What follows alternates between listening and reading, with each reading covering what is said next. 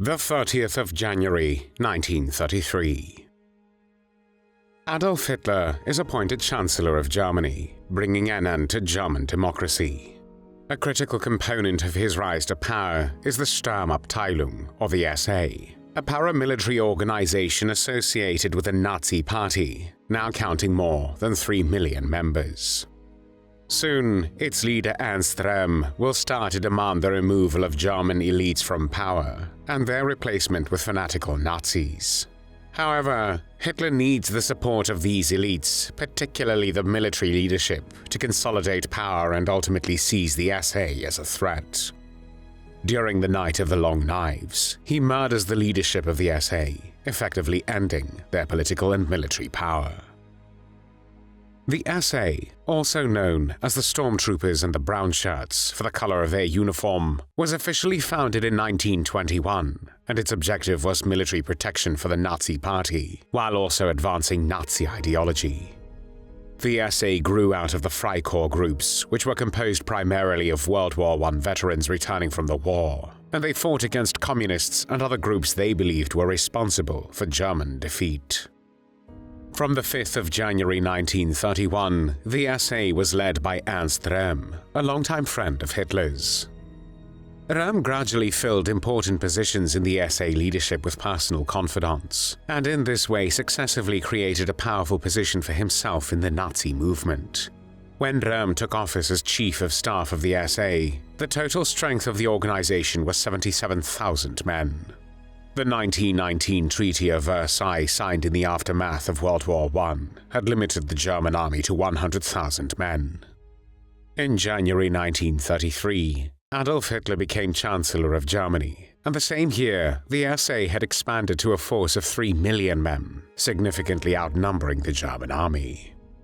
As a result, many political leaders, including President Paul von Hindenburg and Vice-Chancellor Franz von Papen, feared that the SA had become too powerful. In 1933, the SA continued to provide key support to the Nazi regime as it consolidated its power into a dictatorship. However, the SA leadership had demands to finish the Nazi revolution. Röhm's plan was for the SA to absorb and replace the German military to form a true people's army under his command.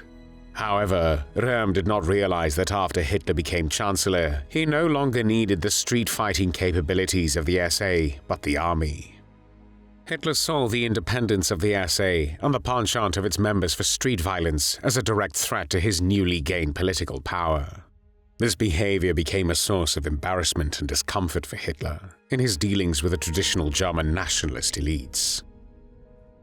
The SA leadership sought to remove the elites from power and replace them with fanatical Nazis. However, Hitler, the Nazi Party leadership, and the leadership of the SS, at the time of formation of the SA, understood that the Nazi regime needed to work with the traditional elites, as they would need their support to consolidate power and prepare the nation for a war of expansion. Many SA leaders had working-class origins and longed for a radical transformation of German society. They rejected capitalism, and they intended to take steps to curb monopolies and promoted the nationalization of land and industry. Several attempts by Hitler to persuade Röhm to abandon the course he had taken, since it interfered with his political conception, failed because of Röhm's refusal. A final meeting between the two men in Hitler's office in the Reich Chancellery in early June 1934 ended in a vociferous argument.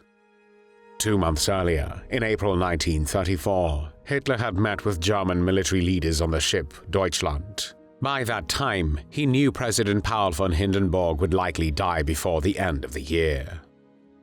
Hitler informed the army hierarchy of Hindenburg's declining health and proposed that the Reichswehr, the German army, support him as Hindenburg's successor. In exchange, he offered to reduce the SA, suppress Röhm's ambitions, and guarantee the Reichswehr would be Germany's only military force. As early as April 1934, Heinrich Himmler, the head of the SS, and Reinhard Heydrich, the director of the Nazi secret police, the Gestapo, began to conspire with Hermann Göring, the future head of the German Air Force, to persuade Hitler to eliminate Röhm. In June 1934, in preparation for the purge known as the Night of the Long Knives, both Himmler and Reinhard Heydrich assembled a dossier of manufactured evidence to suggest that Röhm had been paid 12 million Reichsmarks, 60 million United States dollars in today's value, by the government of France to overthrow Hitler. Leading officers in the SS were shown falsified evidence on the 24th of June that Röhm planned to use the SA to launch a plot against the government. At Hitler's direction, Hermann Göring, Heinrich Himmler, and Reinhard Heydrich drew up lists of people in and outside the SA to be killed. Meanwhile, President von Hindenburg, the leadership of the Reichswehr, and Hitler's conservative coalition partners, including Vice-Chancellor von Papen, issued warnings about the increasingly radical Nazi regime. If the revolutionary elements of the Nazi regime were not brought under control, the army leaders threatened to overthrow the Hitler government and place the country under martial law. Despite radical rhetoric, neither Röhm nor his top commanders ever planned to seize power in Germany. Röhm was the only Nazi leader who dared to address Hitler by his first name, Adolf, or his nickname, Adi, and Hitler considered Röhm one of his few friends. Hitler procrastinated over the decision, but the generals of the Reichswehr assured him that if he sacrificed Röhm and his SA, and liquidated them as a political power factor, they would accept him in return as successor to the terminally ill Reich President Hindenburg as head of state and commander-in-chief of the army. Hitler decided the time had come both to destroy Röhm and to settle scores with old enemies. Hitler tasked Himmler and the SS with carrying out the purge. On the 28th of June, Hitler ordered Röhm to assemble the top SA leaders at a Bavarian spa in Bad Wiese. This served the purpose of physically separating Röhm and his sub-leaders from their massed following, counting 4 million men in 1934, so that they could be easily eliminated while weak and isolated, and also conveniently gathered in a single location. SS units, commanded by Dachau concentration camp commandant Third Reich, surprised the SA leaders on the morning of the 30th of June. They transported them to Munich Stadelheim prison, where SS men shot most of the SA leaders. Because of his personal relationship with him, Hitler wanted to pardon Röhm on the basis of his merits and spare him a firing squad, but he yielded to the urging of various other Nazi leaders, especially Himmler and Göring, who pestered him that Röhm's elimination was imperative. On the 1st of July 1934, on Hitler's order, Third Reich shot Röhm in his cell. All evidence suggests that Röhm was loyal to Hitler until the very end, despite Nazi claims otherwise. During the purge, Eicke surprised the SA leaders asleep in a hotel, and some, such as Edmund Heines, were found with their male lovers. In the following years, the Nazis then condemned the SA leadership as morally corrupt, debauched, and degenerate. The SS murdered the top SA leaders both in Munich and around the country, and it also took the opportunity to eliminate several other political opponents. During the purge, the Nazi Party leadership mostly targeted right-wing nationalists, as well as former supporters whom they believed betrayed the Nazis. Among those the SS killed between the 30th of June and the 2nd of July were Reichswehr General Kurt von Schleicher, Hitler's predecessor as Reich Chancellor, as well as General von Schleicher's wife, Major General Ferdinand von Bredow, Schleicher's friend and collaborator, Gustav von Kahr, the Bavarian chief of state, who in 1923 refused to support Hitler's beer hall putsch, and Gregor Strasser, a former Nazi leader who in the winter of 1932 sought to reach an electoral agreement with then-Chancellor von Schleicher that would have barred Hitler from rising to power.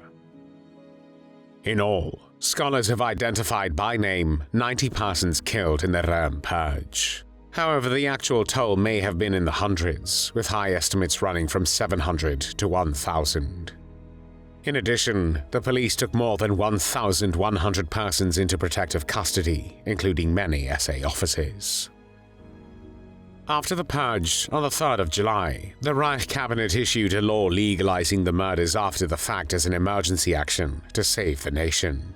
For their loyalty and role in the purge, Hitler rewarded the SS, and on the 20th of July 1934, he decreed the SS independent of the SA. On the 2nd of August 1934, 2 hours after Hindenburg's death, Hitler proclaimed himself the Führer of Germany and claimed absolute power.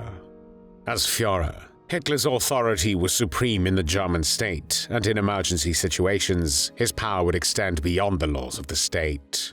The military leader subsequently wrote and swore a new oath to Hitler personally, as a symbol of the future and the destiny of Germany. Though the Röhm Purge ended the role of the SA as a political player in the Nazi regime, it did continue to exist under Röhm's successor, SA Chief of Staff Viktor Lutze. The killings perpetrated during the Night of the Long Knives represented a vital watershed. The regime was prepared to commit murder as an act of state for the survival of the nation. More than 9 years later, on the 4th of October 1943, Himmler gave his infamous speech to the SS generals in today's Poznan, then Posen, in German-occupied Poland, in which he said, "As little as we, the SS, hesitated on the 30th of June 1934 to carry out the task that we were ordered to perform, and to stand comrades who had gone astray against the wall and shoot them, so little did we speak about that, and so little will we speak about that in the future. Every single one of us shuddered. Nevertheless, each one of us understood clearly that he would do it the next time if he were ordered, and if it were necessary. I mean here the evacuation of the Jews, the annihilation of the Jewish people." By the end of the Second World War, the Nazi German regime, its allies and collaborators, murdered 6 million of the European Jews.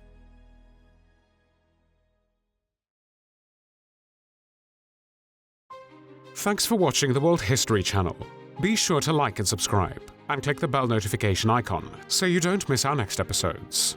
We thank you, and we'll see you next time on the channel.